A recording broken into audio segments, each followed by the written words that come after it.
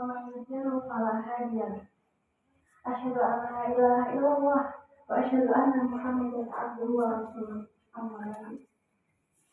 Pertama-tama marilah kita panjatkan puji syukur kepada Allah Subhanahu wa taala yang telah memberikan kita nikmat sehat, memberikan kesempatan untuk kita masih bernafas pada detik ini, sehingga saya dan ibu-ibu semua bisa berkumpul di masjid yang insya Allah berkahi. Salawat serta salam senantiasa kita haturkan kepada Nabi kita Muhammad SAW yang senantiasa kita tunggu syafaatnya di yaumul akhir. Sebelumnya, izinkan saya memperkenalkan diri dulu. Jadi, nama saya Fiorenta, biasanya dipanggil Fio. Saya berasal dari Purwokerto, kisaran 3-4 jam dari Jogja kalau naik kereta. Terus saya di Jogja ini lagi menempuh sekolah di UMY, mahasiswa UMY. Alhamdulillah ini tahun kedua saya di UMY. Terus ditanya semester ini jurusan saya lagi mengadakan program yang mentransfer mahasiswa-mahasiswanya untuk isi pengajian di masjid-masjid sekitaran kampus. Jadinya ya disinilah saya hidup. Insya Allah untuk pekan-pekan selanjutnya mulai dari pekan ini nanti ada beberapa anak-anak teman-teman saya akan mengisi kajian setiap pada Isya di hari Sabtu. Terus Ibu, saya mau tanya, di sini ada yang melihat sebaran poster tema kajian hari ini ya? Ada yang tahu nggak ya? Hari ini saya mau membawa apa sih? Oh iya, betul. Iya betul. Kalau hari ini, insya Allah saya mau membawakan kajian dengan tema perempuan-perempuan yang dirindukan surga Firdaus. Nah, saya mulai aja ya Bu. Dulu saya mau tanya lagi. Kira-kira perempuan yang dicintai Allah itu perempuan-perempuan yang seperti apa sih? Kira-kira apakah perempuan-perempuan yang mungkar, banyak melakukan maksiat, atau perempuan solehah? Perempuan solehah ya. Apakah perempuan-perempuan yang banyak tingkah, yang sifatnya jelek, yang nggak mau menuruti perintah atau Allah, atau perempuan solehah? Perempuan solehah. Bu, mencari larangannya. Jadi Allah itu memuji wanita-wanita solehah. Siapa itu wanita solehah? Yaitu wanita-wanita yang mereka ini rela atas kedudukan mereka sebagai wanita yang telah ditetapkan Allah. Saya ulangi lagi. Wanita solehah itu wanita yang rela atas kedudukan mereka sebagai wanita yang ditetapkan oleh Allah. Apa sih kedudukan wanita yang Allah tetapkan itu? Perempuan ini dilahirkan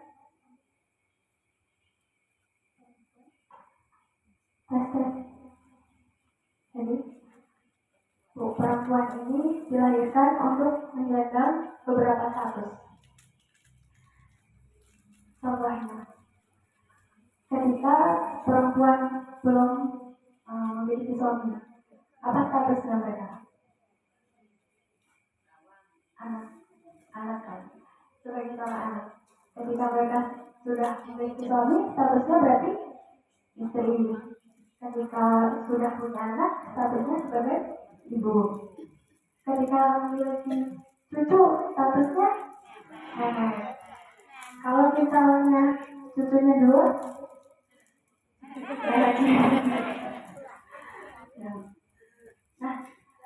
dari status ini dari yang status paling rendah yaitu sebagai anak sampai status yang sebagai nenek itu yang paling tinggi. Perempuan itu punya fitrah. Satu, misal kita mengalami yang namanya haid kita masih kecil. Terus ketika sudah menjadi istri, kita punya fitrah mengandung melahirkan juga. Jadi itu berarti kita otomatis mengurus anak. Nah inilah fitrah yang ditetapkan Allah atas perempuan. Apabila seorang perempuan rela atas fitrah-fitrahnya, fitrah mereka itu, maka mereka sudah masuk ke kriteria perempuan solehah yang Allah puji. Nah saya di sini mau ngomongin beberapa sifat-sifat yang dimiliki wanita solehah. Dari yang pertama, saya mau ambil ayat dari Quran surat An-Nisa ayat 34 yang bunyinya Bismillahirrahmanirrahim. As-solihatu qanitatun hafizatun lil ghaibi bima hafizallah. Jadi artinya as-solihatu qanitatun.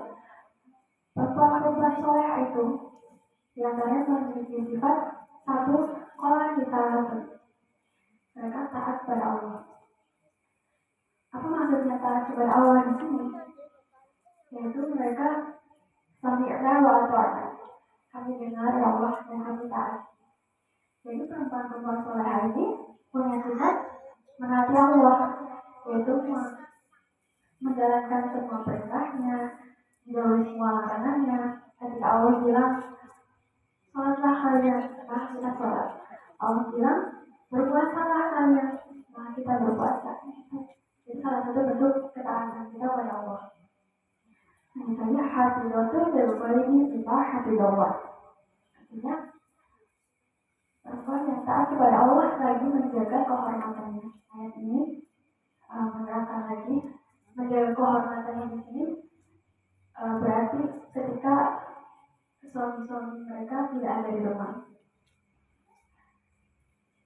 Kenapa? Bima hafizallah, karena Allah menjaga mereka. Perempuan ini dari kecil kan ditangguhkan sama orang tuanya. Ketika belum punya suami, tanggung jawab kita sebagai perempuan itu ada di ayah kita sebelum bermandi. Nah itulah salah satu cara Allah memelihara kita. Kita tuh diurus sama ayah ketika belum punya suami. Ketika udah bersuami, dulu kan sudah bersuami. Berpindah itu kepengurusannya jadi tanggung jawab ke suami. Maka dari itu kewajiban kita nanti ibu berkata ketika sudah punya suami yaitu Allah katakan adalah menjaga kehormatan ketika mereka para suami sedang tidak ada. Nah, Ibnu Katsir menafsirkan dua kata kualitas dan hafizatul ghaibi ini sebagai yang pertama, kualitas itu berarti taat kepada suami. Nah, Ibnu Abbas dan ulama-ulama tafsir lainnya mengatakan bahwa kata kualitas di sini berarti taat kepada suami. Sedangkan hafizatul ghaibi itu berarti menjaga hal-hal yang ketika suaminya tidak ada. Termasuk satu adalah menjaga kehormatannya sendiri, menjaga hartanya suami, sama menjaga kehormatan suami. Nah, ibu-ibu ini punya salah satu keistimewaan yang gimana sih? Punya suatu amalan yang belum bisa dia lakukan. Nah, dan amalan itu termasuk amalan yang dahsyat banget, karena bisa mengantarkan ibu semua masuk ke dalam surganya Allah lewat itu mana aja. Ada yang tahu nggak di mana kata-kata ini? Jadi ada sebuah hadis dari riwayat Imam Ahmad dan An-Nasai. Artinya apabila seorang perempuan melaksanakan sholat 5 waktu, berpuasa di bulan Ramadan, menjaga kehormatannya, dan satu yang paling utama ini taat kepada suaminya, maka dikatakan kepada mereka, masuklah ke dalam surga lewat pintu mana saja yang kalian inginkan. Ini sebuah keistimewaan bersama menurut saya untuk perempuan yang sebenarnya bukan hal yang mudah. Ibu lebih sendiri karena udah merasakan. Saya belum tahu, tapi saya ini suka banget sama hadis ini. Soalnya katanya kayak wah ternyata perempuan ini bisa masuk surga lewat ibadah-ibadah biasa loh. Sekedar menjalankan tadi pertama sholat 5 waktu, cuma sholat 5 waktu, belum sholat rawatib, nggak sama tahajud, terus menjalankan puasa, sama menjaga kehormatannya, fitrahnya mereka sebagai perempuan, menjaga auratnya, sama menaati suaminya, itu udah bisa jadi salah satu jalan kita masuk surga. Boleh ini lagi lewat pintu mana aja. Tapi kiranya saat kepada suami ini kayaknya hal yang sulit ya Bu. Masih dulu tahu. Tapi yang mau saya sampaikan di sini adalah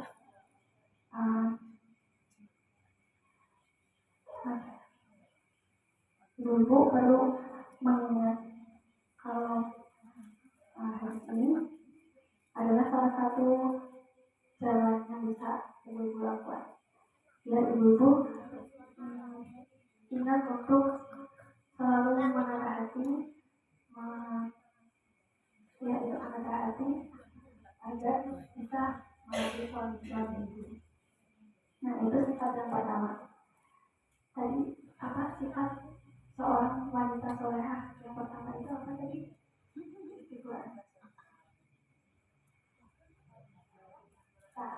Taat kepada Allah, lagi menjaga kehormatannya dan suaminya tidak ada.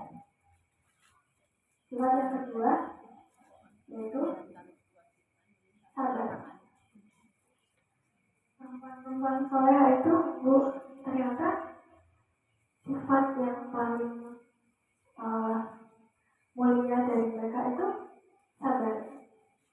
Sederhana banget Bu, cuma sabar. Kunci dari menjalani semua permasalahan kehidupan itu cuma sabar.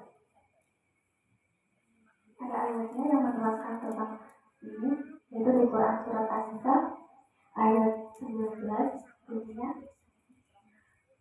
Alhamdulillahirrahmanirrahim fa'in karihtumun fa'asa an taqrabu syai'an wa yaj'alallahu fihi khairan katsiran. Artinya, maka pergaulilah mereka dengan cara yang baik.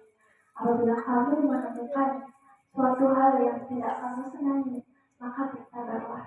Karena boleh jadi kamu tidak menyukai sesuatu padahal Allah memberikan nilai kebaikan yang banyak pada hal itu. Untuk saya mau memberikan contoh-contoh tentang contoh-contoh dari perempuan-perempuan yang paling mulia di sisi Allah. Perempuan yang memiliki kedudukan paling tinggi di surga Allah. Ada yang tahu siapa aja? 4 perempuan ini. Mereka disebut sebagai Nisaul Jannah. Nah, Ibu Khadijah, istrinya Fir'aun, Asia binti Huzaimah, Khadijah binti Khuwailid, Asia binti Huzaimah, Fatimah binti Muhammad, sama yang terakhir ada Maryam binti Imran. Mereka ini perempuan-perempuan yang paling utama, perempuan-perempuan yang lebih baik dari semua perempuan yang ada di dunia ini. Yang mereka punya sifat-sifat yang patut menjadi teladan untuk kita ikuti.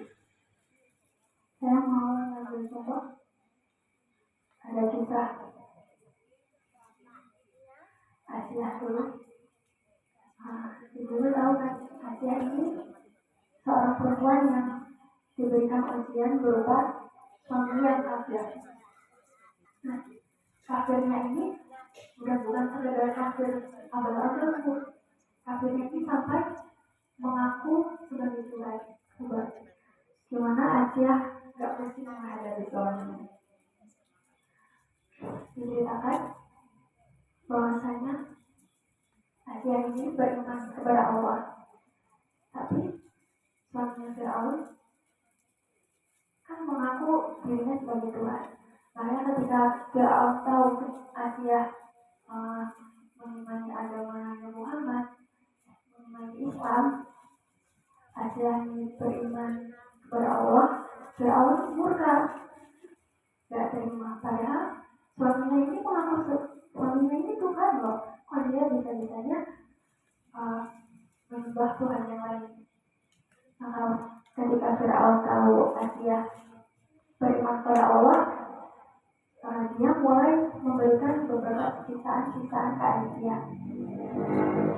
Nah, tapi apakah Asia setelah mendapatkan perlakuan gak bagus dari Fir'aun ini, beliau lantas gak mengimani Islam lagi, langsung berhenti untuk percaya kepada Allah lagi? Enggak kan? Beliau bersabar dengan semua ujian yang sisaan yang diberikan suaminya. Beliau tetap berpegang teguh pada imannya sampai akhirnya di akhir hayatnya beliau tetap memeluk Islam. Nah, satu lagi ada di kisah Maryam binti Imran. Maryam adalah ibu dari Nabi Isa SAW. Yang kita tahu, beliau ini melahirkan Nabi Isa atas rahmat Allah. Allah langsung menurunkan ruh ke dalam diri Maryam sehingga muncullah Nabi Isa. Gak ada suaminya, gak ada ayah dari anak yang dikandung Ibunda Maryam ini. Ibu, kalau misalnya ada kasus kayak Ibu Maryam di zaman ini, coba pasti udah jadi omongan kemana-mana, barang diceritakan di mana-mana. Nah, waktu itu Ibunda Maryam juga mengalami hal yang sama. Ada kisahnya di Quran Surah Maryam. Tatkala Maryam membawa Nabi Isa ke kaumnya ini mengusir Maryam. Mereka bilang, ya Maryam, kamu ini sudah melakukan perbuatan yang benar. Ayahmu ini bukan orang yang perangai buruk loh. Ibumu ini juga bukan pimpinan. Kenapa kamu berbuat seperti ini? Maryam dapat hujatan. Maryam dihina. Gimana Maryam dihina? Tapi apakah Ibunda Maryam kemudian menyerah mengurus Nabi Isa? Apakah Ibunda Maryam akhirnya menelantarkan Nabi Isa di depan rumah orang lain? Kan enggak ya Bu. Ibunda Maryam tetap bersabar dengan semua hinaan itu karena Ibunda Maryam tahu itu adalah suatu rahmat yang diberikan Allah. Dan Ibunda Maryam percaya dengan apa-apa yang telah ditentukan Allah. Sebenarnya bersabar. Sama lagi dari Fatimah terakhir, kita tahu Fatimah anak Nabi Muhammad. Beliau menghabiskan masa kanak-kanaknya dengan melihat sisaan yang kaum kafir Quraisy lakukan kepada ayahnya. Salah satunya ada cerita tentang ketika itu Nabi Muhammad sedang sholat di masjid. Itu kaum kafir Quraisy ini melihat Nabi Muhammad di masjid. Akhirnya mereka berusaha. Mereka rapat. Sebelum rapat adalah rapat yang mereka lakukan. Mereka membicarakan Nabi Muhammad bilang, Muhammad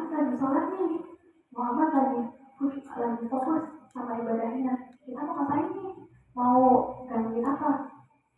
Akhirnya mereka memutuskan untuk mengumpulkan kotoran-kotoran hewan, mengumpulkan isi-isi perut kambing, unta, untuk kemudian dituangkan ke Nabi Muhammad ketika sholat, ketika Nabi Muhammad sedang sujud. Nah, berita ini sampai ke telinga Fatimah karena ada orang yang datangnya ke rumah, berdorong pintu rumahnya Fatimah, bilang, Fatimah, lihat ayahmu lagi diapain sama orang kafir Quraisy. Itu Fatimah menghampiri ayahnya lagi sholat dengan perasaan yang sangat sedih melihat ayahnya lagi dihina sama orang kafir. Terus Fatimah menghampiri beliau. Itu Fatimah mengusap pungut beliau yang tadinya terkena kotoran-kotoran itu dengan tangan kanannya, sambil tangan kirinya itu mengusap air matanya sendiri. Terus Nabi Muhammad ketika merasakan usapan tangan Fatimah di punggungnya, beliau kemudian bangkit dari sujudnya. Setelah sholat, Fatimah bilang ke ayahnya, ya Abi, kenapa orang-orang jahat ke Abi? Kenapa orang-orang kafir Quraisy selalu mengganggu ayahnya itu? Nabi Muhammad bilang, ya Fatimah, bersabarlah. Sungguhnya dakwah ayah ini akan sampai ke bangsa-bangsa besar seperti Romawi dan Persia. Nah, dari ketiga kisah itu kita tahu bahwa perempuan-perempuan yang mulia ini, perempuan yang memiliki derajat paling tinggi di antara perempuan yang lain, mereka punya tingkat kesabaran yang lebih dari kita, lebih baik. Kalau diibaratin sama air misal, mereka itu levelnya udah sebanyak air di lautan dibandingkan sama sabarnya kita ini paling cuma 11 air mineral. Nah, yang mau saya sampaikan di sini, seberapa pun ibu-ibu merasa hidup ini lagi berat banget, ngurusin rumah lagi jenuh banget, sabar. Karena dengan sabar, insya Allah balasannya surga. Balasannya surga.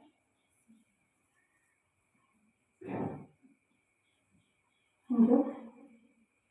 Sifat ketiga yang dimiliki perempuan solehah ada di Quran surat Al-Anjab ayat 33 yang mau mengambil beberapa patah kata di depan, yaitu waqurnati buyutikum.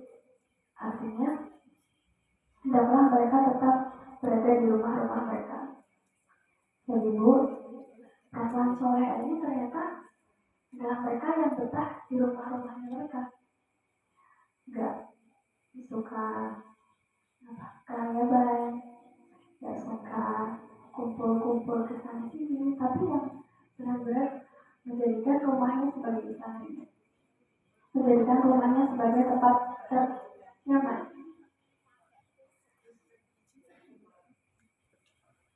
Dan kalau misalnya saya ibu, anak-anak mudanya saya minta zaman sekarang kebanyakan nih suka traveling, trennya itu lagi traveling. Jadi perempuan-perempuan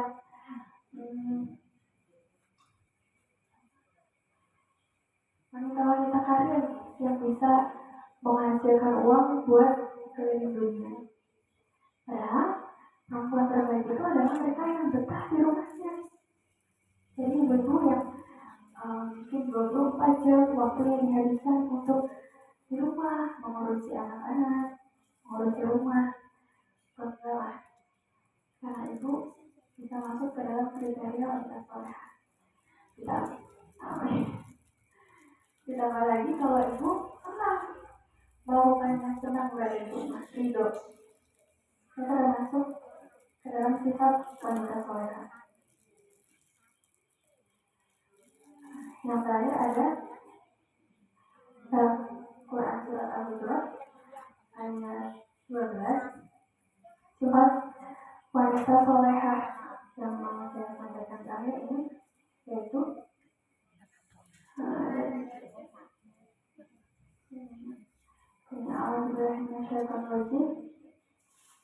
ya ayyuhalladzina amanu ittanibu katsiran minadh-dhanni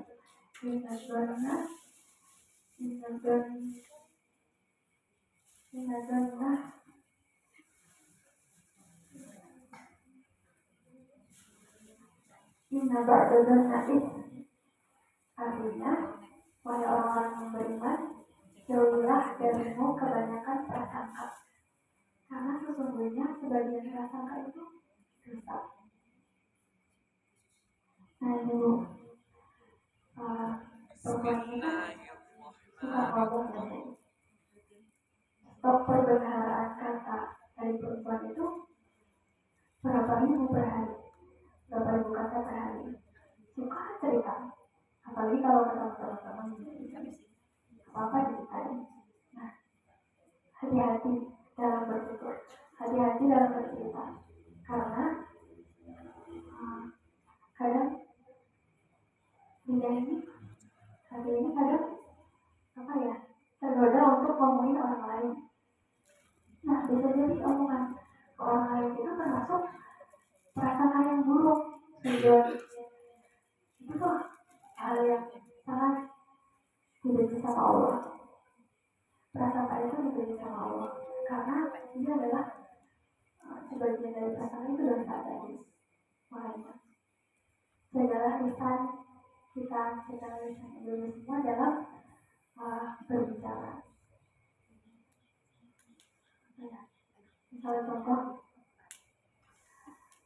mungkin ada perkumpulan arisan misal, ketemu sama teman-teman yang lain kan ya.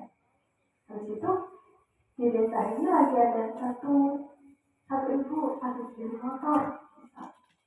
Nah, di pertemuan itu ada ibu yang punya warung, terus melihat ibu yang habis beli motor ini bilang, oh, kok bisa ya ibu itu beli motor padahal utangnya di warung itu masih banyak, kok bisa sih beli motor? Jual. Habis itu nyambung terus-terusan dari satu forum ke forum yang lain, dari halakoh yang ini ngomongin ke halakoh yang lain, berkaitan. Contohnya udah sujud gibah, kan rugi banget ya Bu rasanya kalau omongan yang kadang kita nggak sadar ucapin ternyata suatu hal yang buruk, suatu hal yang Allah itu nggak suka. Padahal tujuannya kita kan menjadi perempuan solehah yang nantinya bisa menghuni surga, bagi surga Firdaus. Nah itu makanya Allah minta yang terakhir ini sifat yang harus dimiliki seorang wanita solehah adalah menjaga tutur katanya, menjaga perkataannya dari berkata yang buruk.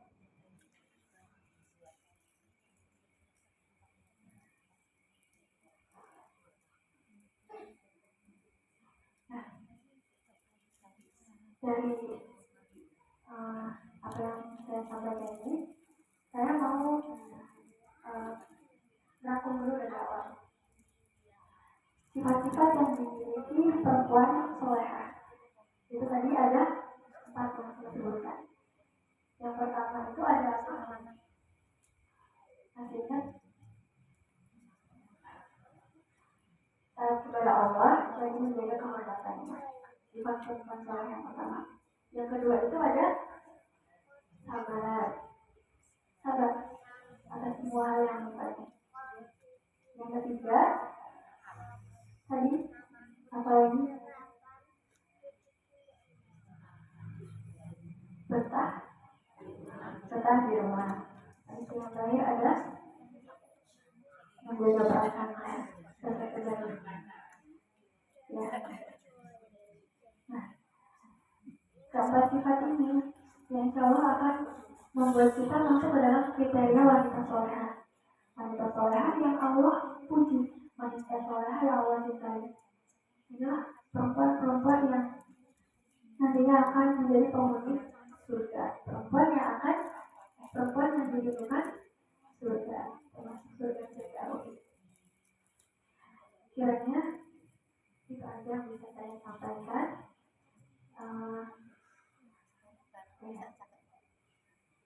Ibu ada pertanyaan?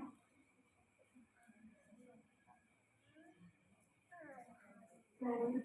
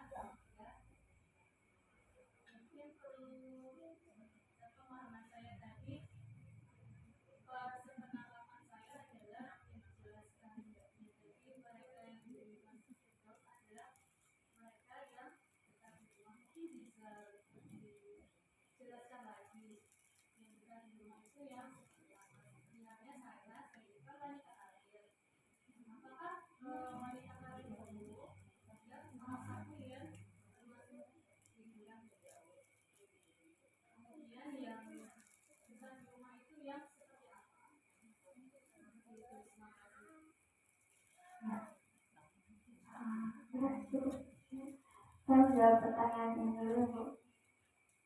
Jadi tadi saya sudah menyebutkan salah satu sifat pembangunan itu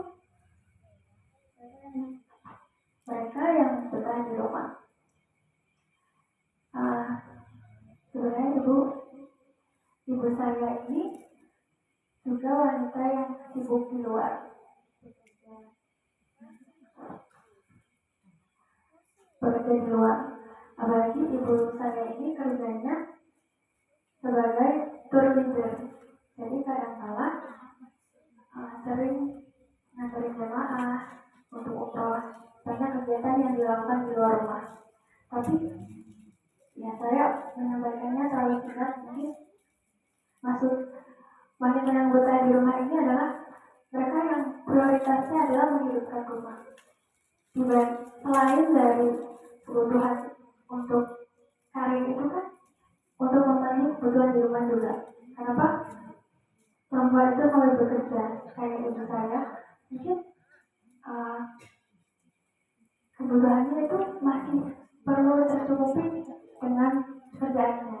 Makanya ada hal-hal yang mengharuskan mereka keluar. Tapi itu sebuah uzur, ada tujuannya.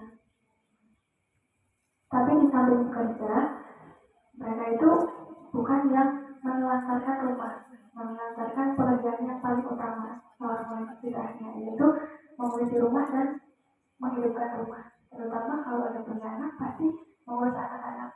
Karena kadang banyak perempuan yang udah sukses dalam kerjanya ini justru menelantarkan rumahnya, anaknya nggak keurus, habis itu anaknya diurus sama orang lain.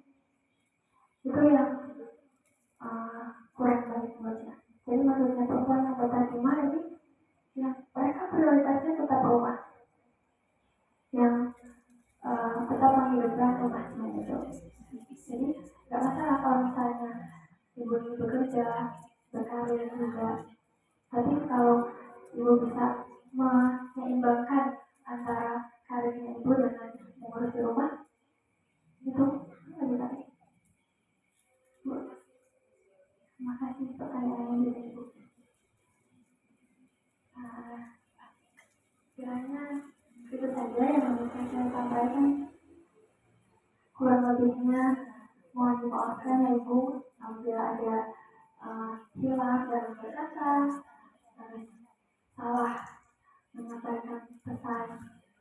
Tapi saya harap dari yang sedikit saya sampaikan ini bisa memberikan manfaat ke kesehariannya Ibu.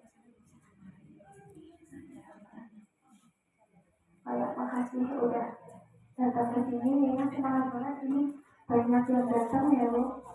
Saya sangat berterima kasih sekali. Wabillahi taufiq wal hidayah.